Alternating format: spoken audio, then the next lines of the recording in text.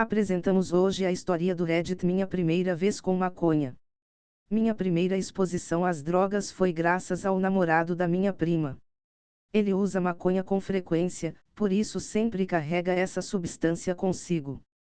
Um dia foi como sempre visitar minha casa, minha mãe trabalhava de manhã, então eu estava sozinho em casa.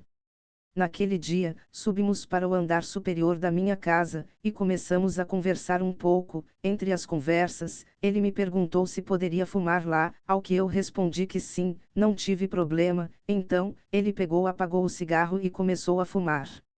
Já no meio da conversa, ele me perguntou se eu não queria experimentar, ao que respondi que sim, pois há muito tempo queria ver como era, por pura curiosidade. Pegue o cigarro e fume-o como se fosse um cigarro normal.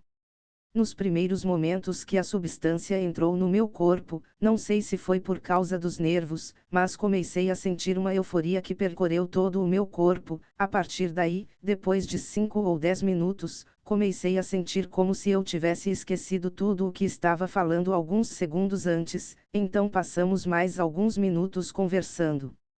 Depois de um tempo, ficamos com fome, então descemos até a cozinha para ver o que tinha. Enquanto eu descia as escadas, senti que estava indo para o lado, estava esbarrando nas paredes, mas estava tudo bem.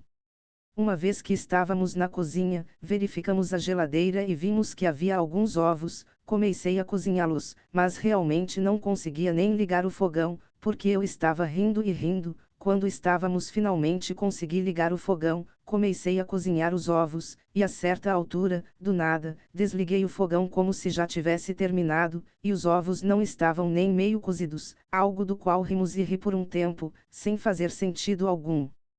Quando terminei de fazer os ovos, o efeito já havia passado um pouco, terminei de comer, sentei um pouco no sofá e de repente voltei ao normal.